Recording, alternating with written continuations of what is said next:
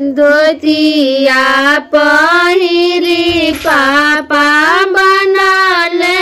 पगरिया हाथवा में ले रुमाल हाथवा में लिहले रुमाल बेटी के सूरत देखी बेटी मम्मी से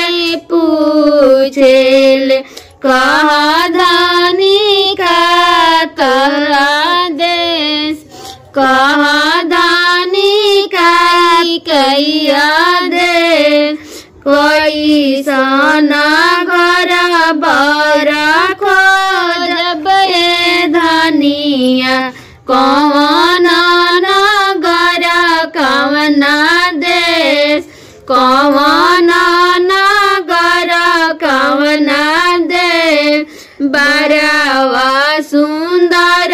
खोजब दूधा वैसन गोरा खोज अपना नगर अपन देश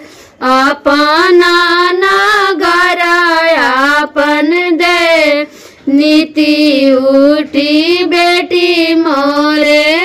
या नाई हरावा रोजे रोजे मिले समाचार रोजे रोजे मिले समाचार बोलिया तो बोले लिए मोरा धनिया बोले में लागलू नहीं दे बोले में लागलू नहीं दे तोहर कहला नहीं करब धनिया भले तू ही रह मुँहा पे भले तू रह मुँहा पे बुद्धिया